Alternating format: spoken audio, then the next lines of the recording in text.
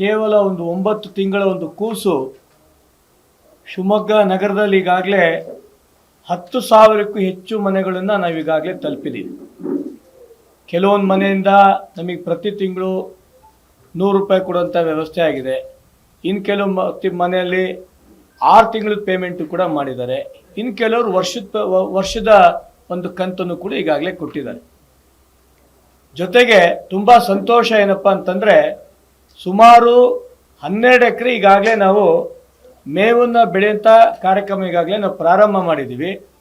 ಶಿವಮೊಗ್ಗ ನಗರದಲ್ಲಿ ಇರ್ತಕ್ಕಂಥ 3 ಗೋಶಾಲೆಗೆ 52 ಲೋಡ್ನಷ್ಟು ಈಗಾಗಲೇ ಮೇವನ್ನು ನಾವು ಕೊಟ್ಟಿದ್ದೀವಿ ಅಂತ ತುಂಬ ಸಂತೋಷದಿಂದ ನಾನು ಹೇಳಲಿಕ್ಕೆ ಬಯಸ್ತಾ ಇದ್ದೀನಿ.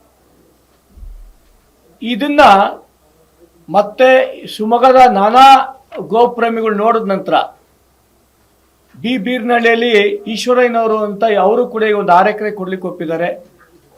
ಶರಣ್ಯ ನಮ್ಮ ಮಂಜುನಾಥ್ ಅವರ ಸಂಸ್ಥೆಯಲ್ಲಿ ಗಾಡ್ನೂರ್ ಹತ್ರ ಅವರು ಕೂಡ ಒಂದು 2 ಎಕರೆ ಕೊಡ್ತೀನಿ ಅಂತ ಒಪ್ಪಿದ್ದಾರೆ. ಮಹೇಶ್ ಅಂತ ಜೈನ ಸಮಾಜದ ಪ್ರಮುಖರು ಕಾಚಿನಕಟ್ಟೆಯಲ್ಲಿ ಅವರು ಕೂಡ ಒಂದು 2 ಎಕರೆ ಕೊಡ್ಲಿಕ್ಕೆ ಒಪ್ಪಿದ್ದಾರೆ.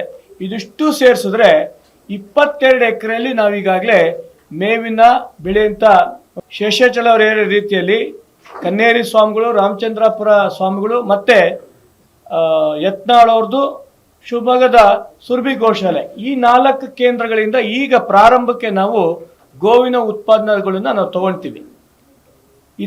ಇದಲ್ದೇ ಕರ್ನಾಟಕ ರಾಜ್ಯ ಮತ್ತು ಈ ದೇಶದಲ್ಲಿ ಎಲ್ಲಿ ಅತಿ ಹೆಚ್ಚು ಒಳ್ಳೊಳ್ಳೆ ಪ್ರಾಡಕ್ಟ್ಗಳು ಸಿಗುತ್ತೆ ಅದನ್ನು ಕೂಡ ಬರುವಂಥ ದಿನಗಳಲ್ಲಿ ನಾವು ತಗೊಳ್ಳೋಂಥ ವ್ಯವಸ್ಥೆನೂ ಕೂಡ ನಾವು ಗೋವರ್ಧನ ಟ್ರಸ್ಟ್ ಮುಖಾಂತರ ನಾವು ಮಾಡೋರಿದ್ದೀವಿ.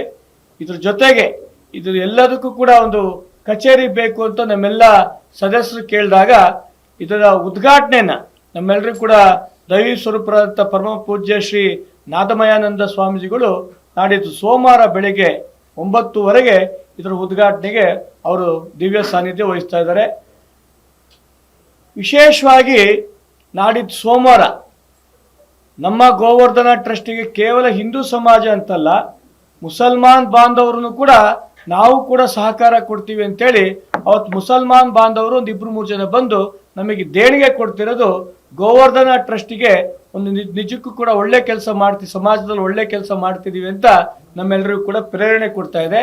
ಈ ಒಂದು ಅಧ್ಯಕ್ಷತೆಯನ್ನ ಕರ್ನಾಟಕ ರಾಜ್ಯದ ಮಾಜಿ ಉಪಮುಖ್ಯಮಂತ್ರಿಗಳಂತ KS ಈಶ್ವರಪ್ಪನವರು ಇರ್ತಾರೆ, SK ಶೇಷಾಚಲ ಅವರು ಇರ್ತಾರೆ, ಉಮೇಶ್ ಆರಾಧ್ಯ ಅವರು ಇರ್ತಾರೆ, ನಾಗೇಶ್ ಎಂ ಮತ್ತು ರಮೇಶ್ ಬಾಬು ಅವರು ಉಪಸ್ಥಿತರಿರ್ತಾರೆ. ಹಾಗಾಗಿ ಈ ಒಂದು ಗೋವರ್ಧನ ಟ್ರಸ್ಟಿಗೆ ಇನ್ಯಾರ್ಯಾರು ಬರುವಂಥ ದಿನಗಳಲ್ಲಿ ಸಹಕಾರ ಕೊಡಬೇಕು ಅನ್ಸುತ್ತೆ ನಮ್ಮ ಕಚೇರಿಗೆ ಬರಬೇಕು, ಬಂದು ಅವರು ಕೂಡ ದೇಣಿಗೆ ರೂಪದಲ್ಲೂ ಕೂಡ ಅವ್ರು ಸಹಕಾರ ಕೊಡ್ಬೋದು. ಜೊತೆಗೆ ಮೊನ್ನೆ ನಮ್ಮ ಮಂಡಗದ್ದೆ ಹತ್ರ ಒಂದು ಹಸು ಕಾಲು ಮುರಿದು ಅದು ನಡಿಲಿಕ್ಕೆ ಆಗ್ತಿರ್ಲಿಲ್ಲ. ನಮ್ಮ ನಾಗೇಶು ಮತ್ತು ಅವ್ರ ತಂಡದವರೆಲ್ಲ ಹೋಗಿ ಹಸುನ್ ತಗೊಂಡ್ಬಂದಿದ್ದಾರೆ ಆಂಬುಲೆನ್ಸಲ್ಲಿ. ಆದರೆ ಕಾಲು ಪೂರ್ತಿ ಸಂಪೂರ್ಣವಾಗಿ ಹುಳ ಆಗ್ಬಿಟ್ಟಿದೆ. ಈಗ ಡಾಕ್ಟ್ರುಗಳು ಅದನ್ನ ಕಾಲನ್ನು ತೆಗಿಲಿಕ್ಕೂ ಕೂಡ ಹೇಳ್ತಾ ಇಲ್ಲ. ಈಗ ಸ್ವಲ್ಪ ಟ್ರೀಟ್ಮೆಂಟ್ ಕೊಡ್ತಾ ಇದ್ದಾರೆ, ಅದು ಗುಣಮುಖ ಆಗ್ಬೋದು ಅಂತ ಇವರೆಲ್ಲರದ್ದು ಅಭಿಪ್ರಾಯ ಇದೆ. ಬರುವಂಥ ದಿನಗಳಲ್ಲಿ ಆಗ್ಬೋದು ಅಂತಿದೆ. ಆಗಲಿಲ್ಲ ಅಂದರೆ ಅದಕ್ಕೆ ಕಾಲು ತೆಗಿಬೇಕಾಗತ್ತೆ. ಆದರೆ ಗೋವಿನ ಹಿತದೃಷ್ಟಿಯಿಂದ ನಾವೆಲ್ಲರೂ ಕೂಡ ಒಟ್ಟಾರೆ ಈ ಎಲ್ಲ ಗೋವರ್ಧನ ಟ್ರಸ್ಟಿನ ಸದಸ್ಯರು ನಾವೆಲ್ಲರೂ ಕೂಡ ಸಂಪೂರ್ಣವಾಗಿ ನಿಂತಿದ್ದೀವಿ ಅಂತ ಸಂದರ್ಭದಲ್ಲಿ ನಾನು ಹೇಳಿ ಬಯಸ್ತಾ ಇದ್ದೀನಿ. ಅಲ್ಲಲ್ಲ, ಈಗ ಪ್ರಾರಂಭಕ್ಕೆ ನಾವು ಅವರಿಗೆ ಮೇವನ್ನು ಕೊಡ್ತಾ ಇದ್ದೀವಿ. ಈಗ ಸುರಭಿ ಗೋಶಾಲೆಯವರು ಅವ್ರ ಕೆಳಗಡೆ ಒಂದಿಷ್ಟು ಪೇವರ್ಸ್ ಹಾಕೊಡ್ಬೇಕು ಅಂತ ಕೇಳಿದ್ದಾರೆ. ಮುಂದಿನ ದಿನಗಳಲ್ಲಿ ಆ ಪೇವರ್ಸನ್ನು ಹಾಕ್ಕೊಡ್ತೀವಿ. ಮಾವೀರ್ ಗೋಶಾಲೆಗೆ ನೀವು ಸ್ವಲ್ಪ ಒಂದು ಶೆಡ್ ಕಟ್ಕೊಟ್ರೆ ನಮಗೆ ಬರುವಂಥ ದಿನಗಳಲ್ಲಿ ಇನ್ನೂ 150-200 ಹಸು ನಾವು ತೊಗೊಬೋದು ಅಂತಂದ್ರು. ಈಗ ನಮ್ಮ ಗೋವರ್ಧನ ಟ್ರಸ್ಟಿಂದ ನಾವು ಶೆಡ್ ಮಾಡಿಕೊಟ್ಟಿದ್ದೀವಿ. ಅವ್ರಿಗಿನ್ನೇನು ಮೂಲಭೂತ ಸೌಕರ್ಯಗಳು ಬೇಕೋ ಅದನ್ನೆಲ್ಲದೂ ಕೂಡ ನಾವು ಮಾಡ್ಕೊಡ್ತೀವಿ.